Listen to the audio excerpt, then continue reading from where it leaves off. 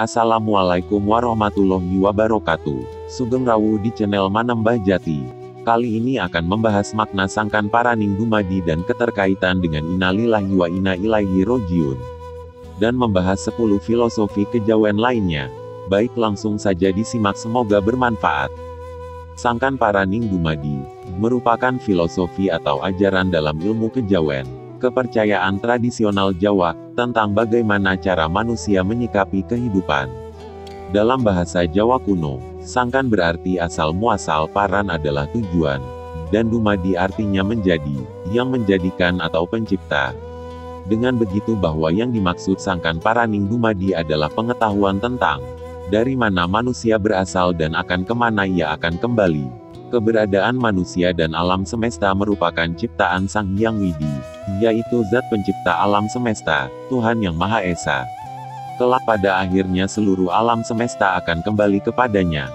Sangkan paraning dumadi dalam filosofi kejawen mengajarkan bahwa tujuan akhir dari kehidupan manusia adalah Tuhan Yang Maha Esa, sehingga dalam menjalani kehidupan ini kita harus mendekati nilai-nilai luhur ketuhanan. Nilai-nilai luhur ketuhanan antara lain adalah jujur, adil, tanggung jawab, peduli, sederhana, ramah, disiplin dan komitmen. Karena itu, ada sebagian orang yang mengidentikan pengetahuan sangkan paraning dumadi dengan filosofi innalillahi wa inna ilaihi rojiun, yang artinya, sesungguhnya kami adalah milik Allah dan kepadanya lah kami kembali.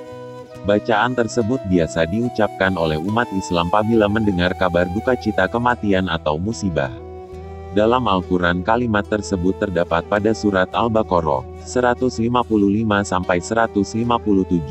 dan berikanlah berita gembira kepada orang-orang yang sabar, yaitu orang-orang yang apabila ditimpa musibah, mereka mengucapkan innalillahi wa inna ilaihi rojiun. Mereka itulah yang mendapat keberkahan yang sempurna dan rahmat dari Rabb mereka, dan mereka itulah orang-orang yang mendapat petunjuk. Filosofi sangkan paraning dumadi, tubuh manusia terdiri dari dua unsur, yaitu jasmaniah, berupa badan tubuh, dan ruhaniah sebagai isinya. Yang pertama jasmani sebagai materi benda diciptakan dari unsur alam, yaitu tanah, air, udara dan api. Karena asalnya dari bahan saripati alam, maka kelak jasmani akan kembali ke alam lagi.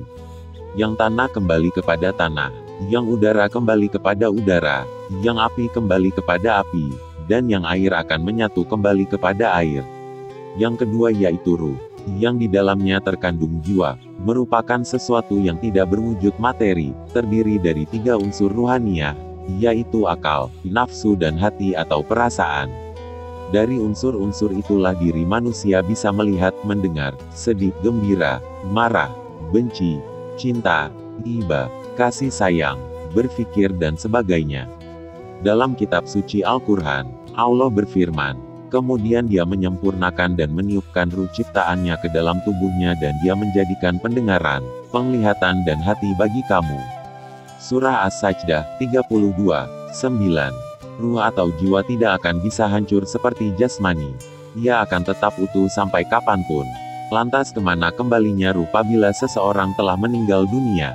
Ilmu Jawa kuno mempercayai bahwa bila manusia telah meninggalkan kehidupan dunia maka ruhnya akan kembali lagi kepada Sang Hyang Widi, yaitu Tuhan Yang Maha Esa. Dalam Al-Quran, Allah berfirman, wahai jiwa yang tenang, kembalilah kepada Rabbmu dengan hati yang rida dan diridainya. Kemudian masuklah ke dalam golongan hamba-hambaku, dan masuklah ke dalam surgaku. Surah Al-Fajr 27-30. Ruh dan jiwa memang sejatinya hanya milik Allah semata dan Dialah yang menjaganya. Hal ini bisa kita lihat pada kondisi tertidur. Dalam tidur jiwa kita pergi mengembara meninggalkan jasad, sementara ruh tetap tinggal bersama jasad untuk menghidupinya. Kemudian jiwa kembali lagi saat kita terbangun. Jiwa bisa menjadi kuat dan sehat jika dilatih dan dirawat dengan baik, namun ia juga bisa menjadi rusak, sakit dan lemah jika tidak dirawat dengan baik. Jiwa bisa mencapai derajat yang tinggi dan mulia, bisa juga jatuh ke derajat yang amat hina, lemah tidak berdaya. 10 filosofi kejawen. Dalam ajaran ilmu falsafah tradisional Jawa kuno, falsafah sangkan paraning dumadi disertai dengan falsafah hidup lainnya, antara lain 1. memayu hayuning bawono, ambrasta durhangkoro atau menebar kebaikan untuk kemakmuran dunia, memberantas kemungkaran. Maknanya, dalam kehidupan dunia manusia harus menebarkan kemakmuran, kedamaian dan kesejahteraan bagi alam semesta, serta memberantas sifat angkara murka, serakah dan tamak. Dalam agama Islam, dikenal dengan rahmatan lil alamin dan amar makruf nahi munkar. 2. Urip iku urup, hidup itu menyala. Maksudnya adalah hidup itu haruslah menjadi penerang bagaikan lentera. Maknanya dalam hidup orang hendaknya memberi manfaat bagi orang lain di sekitar kita. Semakin besar manfaat yang bisa kita berikan tentu akan lebih baik. Dalam agama Islam, Rasulullah bersabda, khairunas anfa, umum linas, manusia yang paling baik ialah manusia yang paling bermanfaat bagi manusia yang lain. 3. Ajining rogo soko busono, ajining diri soko latilan budi, kehormatan raga berasal dari busana, kehormatan diri berasal dari lisan dan perilaku. Maknanya, kehormatan luar seseorang bisa dilihat dari cara berpakaiannya. Sedangkan kehormatan diri akhlak dilihat dari cara berkomunikasi dan moral perilakunya. Dalam agama Islam, Rasulullah bersabda, "Khiyarukum ahasinukum akhlak," sebaik-baik orang di antara kalian ialah orang yang baik akhlaknya.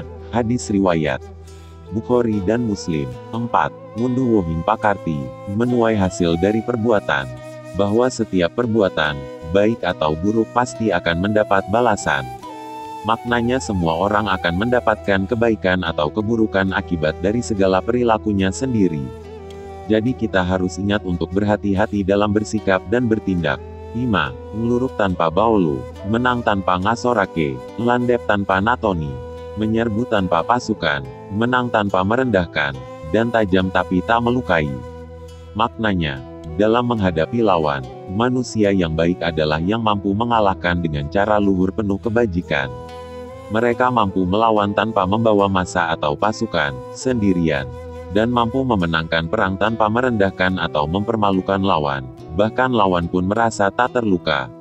6. Sugi tampo bondo, sekti tampo aji-aji, menjadi kaya tanpa harta kekayaan, menjadi sakti tanpa ajian. Maknanya bahwa orang kaya itu bukanlah orang yang banyak harta tetapi orang yang besar jiwanya. Sedangkan orang bisa menjadi hebat dan kuat itu tidaklah dengan mantra tetapi dengan ilmu. 7. Lembah manah lan andap asor. Dalam bahasa Jawa pengertian lembah manah dan andap asor mempunyai pengertian yang mirip, yaitu bersikap rendah hati dan sopan santun. Filosofi ini bagai pepatah, seperti ilmu padi kian berisi kian merunduk, artinya, semakin tinggi ilmunya semakin rendah hatinya. Kalau sudah pandai jangan sombong, selalulah rendah hati. Dalam Islam sikap luhur seperti itu dikenal dengan istilah tawadu. 8. Mati sakjeroning urip, mati di dalam hidup. Maknanya, jalan menuju pulang, kematian, itu adalah jalan yang harus ditapaki oleh seseorang sejak sekarang. Sejak hidup di dunia ini, kita sudah diseru untuk merenungi, dan mempersiapkan bekal kematian. Hal itu bisa dilakukan dengan cara bersemedi, atau dalam khasanah Islam adalah berkholwat dan berzikir, yaitu memutuskan hubungan dengan masalah-masalah duniawi untuk bertafakur, tadabur dan tasyakur. 9. Datan serik lamun ke taman, datan susah lamun kelangan. Jangan gampang sakit hati manakala musibah menimpa diri, jangan sedih manakala kehilangan sesuatu. 10. Becik ketitik, holo ketoro, perbuatan baik akan ketahuan, perbuatan buruk akan terungkap. Maknanya bahwa bagaimanapun juga perbuatan yang baik maupun yang jahat pasti akan terungkap juga. Maka selalulah untuk berbuat baik. Sekian pembahasan kali ini. Jangan lupa like, komen, share, dan subscribe, supaya channel ini lebih berkembang dan bermanfaat. Terima kasih. Wassalamualaikum warahmatullahi wabarakatuh.